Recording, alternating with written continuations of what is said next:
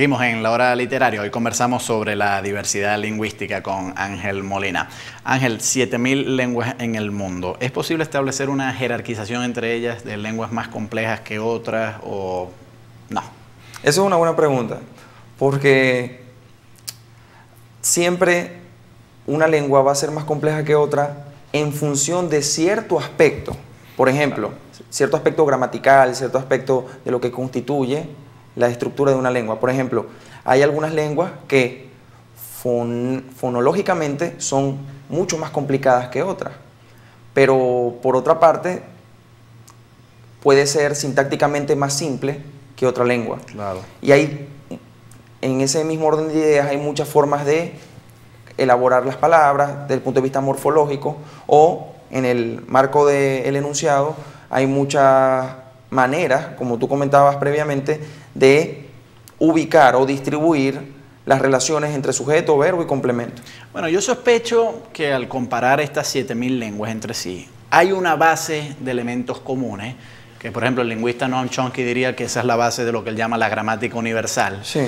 Pero encima de eso, pues digamos que hay otro nivel que sí permite cierta diversidad e incluso un relativismo lingüístico en el sentido de cómo concebir el mundo. Siempre se ha puesto el famoso ejemplo que lo ponían los lingüistas Sapir y Whorf de que los esquimales, los inuit, tienen más de 30 palabras más de 30 términos para referirse a la nieve, mientras que para nosotros es uno solo, nieve, porque no tenemos tanto contacto con la nieve. Entonces, por lo menos en ese nivel lexical de referencia a cosas parecidas a la nieve, es mucho más complejo que nuestras lenguas. Pero a lo mejor en otros asuntos de la vida cotidiana, por ejemplo, asuntos, qué sé yo, de aparatos electrónicos, yo me imagino que los inuit no deben tener muchas palabras como nosotros si tenemos mouse, teclado, pantallas, etcétera, ¿no? Entonces, y sospecho que la vida diaria en buena medida condiciona cuáles aspectos de la lengua son más complejos que otros, ¿no? Sí, definitivamente hay que entender que el hombre tiene un doble aspecto en este asunto de la lingüística. Por una parte, sí, hablamos de universales, ¿en qué sentido?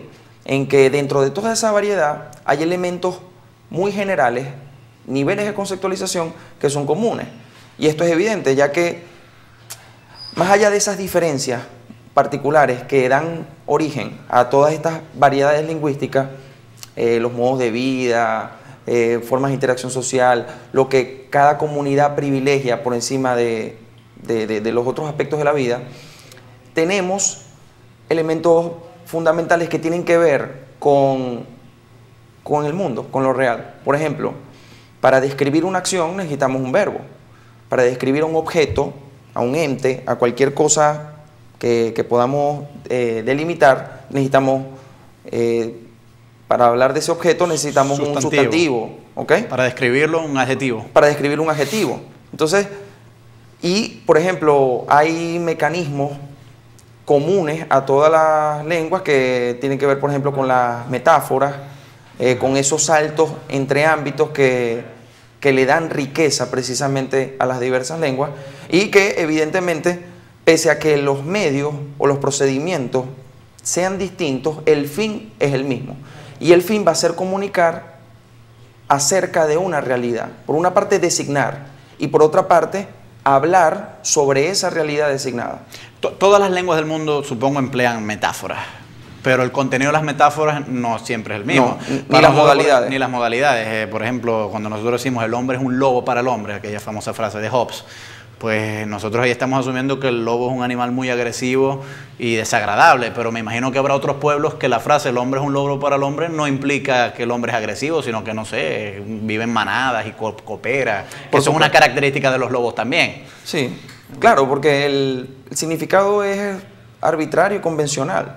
O sea, cada comunidad le adjudica una característica a un objeto de la realidad y lo entiende de alguna manera, según esas relaciones de vida que tienen entre ellos. Claro, de estas 7.000 lenguas se presume que en un futuro ya no habrá 7.000, sino que habrá menos. No, de hecho. Y preocupa a algunos lingüistas que estén... A mí no, yo te digo, a mí no me preocupa que las lenguas estén desapareciendo, claro, ¿no? Porque una cosa es un genocidio donde seres humanos mueran y otra cosa es sencillamente el que algunas lenguas desaparezcan. Pero sí estoy al tanto de la situación de que algunos lingüistas, entre esos pues supongo que tú estás incluido, sí les preocupa el tema de que cada vez hay menos lenguas. ¿Cuál es el ritmo de desaparición de las lenguas? Bueno, cada 14 días desaparece una lengua. Y al ritmo que vamos, al final de este siglo, se habrán desaparecido la mitad de ellas. Pero también hay que tomar en cuenta que, ya que estás haciendo analogía con los seres vivos, así como en algún momento se han rescatado especies que habían estado en muy alto peligro de extinción y al borde de la desaparición se han revitalizado y han aumentado su población. Del mismo modo hay que decir que hay ciertos esfuerzos de instituciones gubernamentales, no gubernamentales, laicas y religiosas de distintos orígenes que procuran revitalizar y preservar las lenguas, siempre y cuando la comunidad de hablantes así lo decida, porque si la lengua pierde su utilidad, es decir, pierde su objeto, que es el de comunicar, evidentemente va a desaparecer porque ya perdió su uso. Bueno, es que ahí es donde yo veo el riesgo en esto. O sea, que si un Estado se empeña en preservar una lengua por el puro afán de preservarlo, la puede llegar a imponer con medidas proteccionistas, etcétera, que es lo que a veces ocurre, por ejemplo, yo creo, en regiones como Cataluña o Quebec, o sea, donde se obliga a los negocios a poner y hablar en una lengua que a lo mejor las personas no quieren hablar entre sí. Sí, el problema de esto es que, como todo aspecto de la compleja realidad social humana, tiene sus pros y tiene sus contras, y todo tiene que ver con el modo en que se hagan las cosas.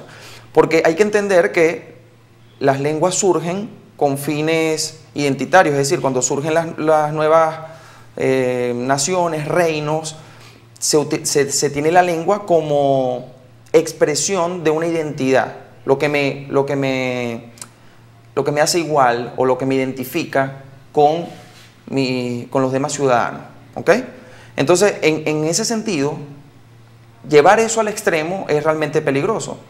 Pero por otra parte, si hay una comunidad que desea, porque entiende que tiene un valor intrínseco, o el país, si tenemos alguna cultura, por ejemplo, indígena o amerindia, que haya tenido mucha influencia en una sociedad y se ve que de alguna manera se está maltratando a esa comunidad o a esa lengua, bueno, el Estado, en aras de mantener esa identidad nacional, pudiera hacer algunos esfuerzos para por lo menos mantenerla. Pero como te digo, hay que tener mucho tacto y mucho cuidado con eso para no caer en los peligros del nacionalismo exacerbado. Claro, y de la imposición. Ángel, muy agradecido por haber venido a la hora literaria. Cuando quieras regresar, acá. Muchas gracias, Gabriel. A ustedes, amigos, muy agradecido por su sintonía.